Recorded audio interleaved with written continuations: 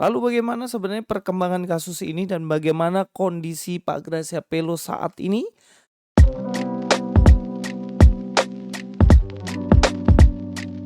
Assalamualaikum, selamat datang kembali di channel ini. Balik lagi dengan saya Luis Prasetyo. Di sini kita akan bahas ya guys. Kita akan bahas soal Pak Gracia Pelo. Yang mana Pak Gracia Pelo beberapa waktu yang lalu beliau ditangkap karena diduga sebagai penista agama.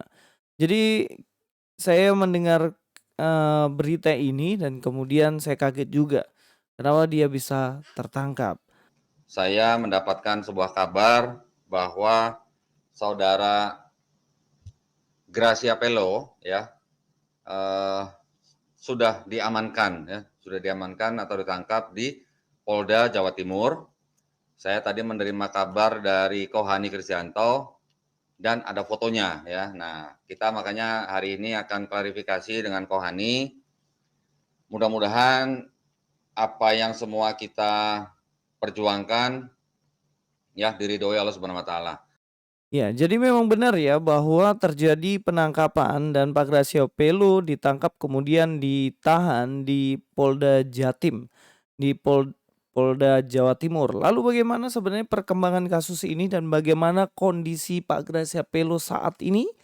Nah, teman-teman, saya mengetahui beberapa informasi dan tentunya informasi ini valid, yang mana Pak Gracia Pelo sebelumnya kan ditahan di Polda, kemudian beberapa waktu yang lalu beliau sudah dipindahkan di lapas yang ada di Malang ya.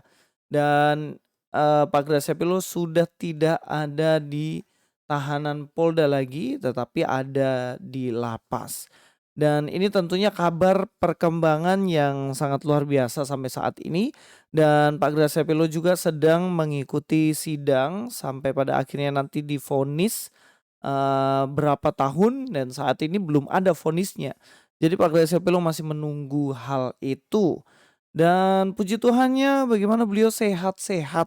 Nah, beberapa waktu lalu sempat berkomunikasi dengan orang-orang tentunya ya yang dekat dengan beliau, dan menurut informasi dari orang yang sudah dapat komunikasi dengan Pak Gracia Pelo mengatakan bahwa beliau sehat-sehat saja. Memang sebelumnya kita lepas kontak ya, tidak ada komunikasi sama sekali. Saya ingat terakhir kali komunikasi ketika dibawa dari Malang menuju ke Surabaya. Tapi setelah itu tidak ada komunikasi lagi. Dan kita doakan yang terbaik aja buat Pak Gracia Pelo supaya beliau aman-aman saja. Dan memang kalau kita lihat ya, kemungkinan bisa saja jika Pak Gracia Pelo ini kena vonis bisa sampai 5 tahun ke atas ya. Yang artinya beliau harus ada di dalam penjara selama itu. Tapi kan kita belum tahu sama-sama, bisa jadi itu nanti akan semakin kecil ataupun semakin besar waktunya, hukumannya dibandingkan hal itu.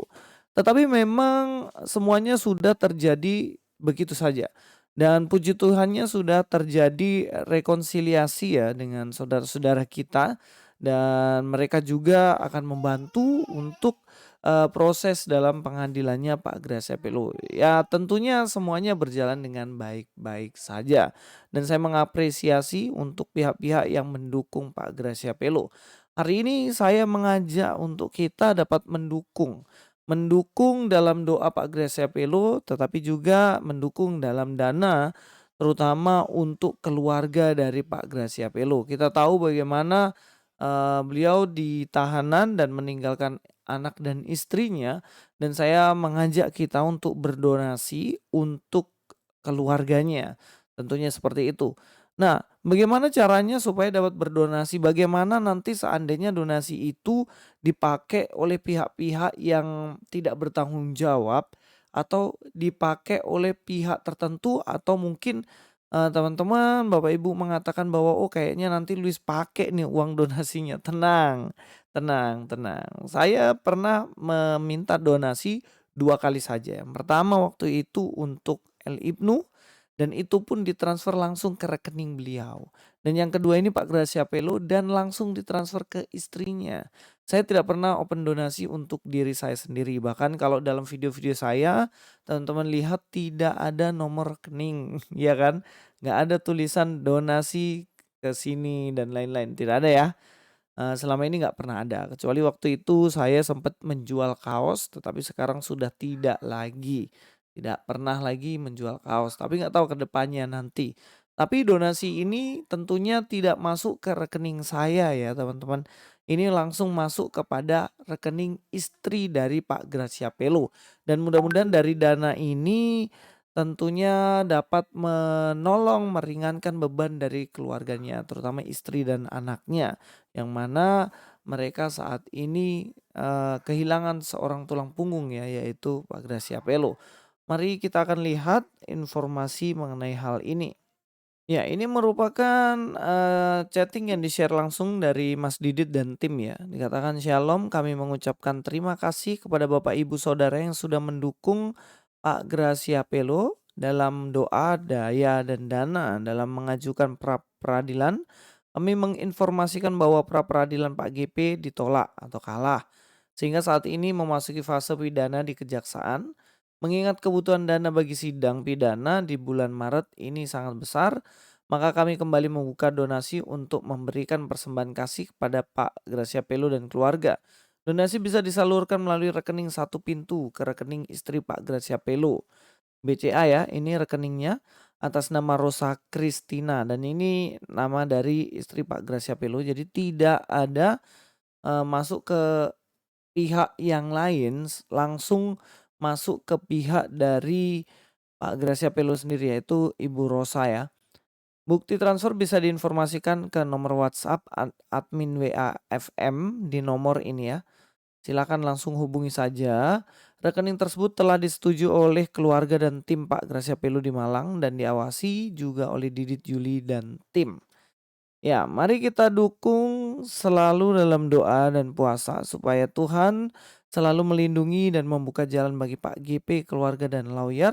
Doakan juga agar aparat penegak hukum bisa menjalankan tugasnya dengan mewujudkan keadilan sosial bagi seluruh rakyat Indonesia. Terima kasih. Tuhan Yesus memberkati kita sekalian. Amin. Ya, itu adalah chat yang tersebar dan teman-teman silahkan cek sendiri, itu rekeningnya bukan kepada saya, bukan kepada Mas Didit dan tim, tetapi langsung kepada Ibu Rosa sendiri. Tapi apa maksudnya diawasi oleh tim? Yang artinya nanti kegunaan dari uang ini jelas diawasi oleh Mas Didit dan tim supaya tepat guna, bisa dipakai untuk mendukung kebutuhan keluarga dan juga bisa mendukung biaya-biaya yang lainnya. Sebenarnya itu yang menjadi poinnya, tetapi pemberian ini tentunya harus sukarela, bukan terpaksa ya. Kalau Bapak Ibu memang rasa, aduh berat sekali beban hidup saya nggak bisa membantu ini, itu pun tidak masalah. Jangan jadikan pemberian ini menjadi beban. Nah, saya mau mendasari ini dengan firman Tuhan ya. Dalam firman Tuhan sendiri katakan ya dalam 2 Korintus 9 ayat 1 tentang pelayanan kepada orang-orang kudus, tidak perlu lagi aku menuliskannya kepadamu, aku telah tahu kerelaan hatimu tentang mana aku megahkan kamu kepada orang-orang Makedonia, kataku Akaya sudah siap sedia sejak tahun yang lampau dan kegiatanmu telah menjadi perangsang bagi banyak orang. Aku mengutus saudara itu agar kemegahan kami dalam hal ini atas kamu jangan ternyata menjadi sia-sia, tetapi supaya kamu benar-benar siap sedia seperti yang telah kukatakan, supaya apabila orang-orang Makedonia datang bersama-sama dengan aku, jangan mereka mendapati kamu belum siap sedia, sehingga kami untuk tidak mengatakan kamu merasa malu atas keyakinan kami ini.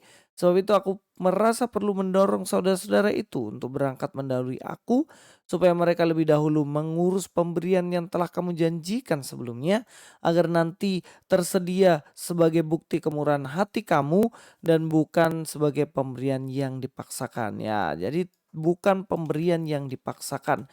Ini poin penting kayak poin pentingnya ya. Jamkanlah ini, orang yang menabur sedikit akan menuai sedikit juga dan orang yang menabur banyak akan menuai banyak juga. hendaklah masing-masing memberikan menurut kerelaannya, relaan hatinya. Jangan dengan sedih hati atau karena paksaan, sebab Allah mengasihi orang yang memberi dengan sukacita. Ya, ini penting ya. Bagaimana masing-masing memberikan menurut kerelaan hatinya, jangan dengan sedih atau karena paksaan, sebab Allah mengasihi orang yang memberi dengan sukacita. Jadi dalam pemberian dan donasi ini tentunya ini tidak dipaksakan Bapak Ibu. Jadi jangan khawatir nanti kalau tidak memberi dibilang orang ini bukan Kristen dan tidak simpati, enggak juga.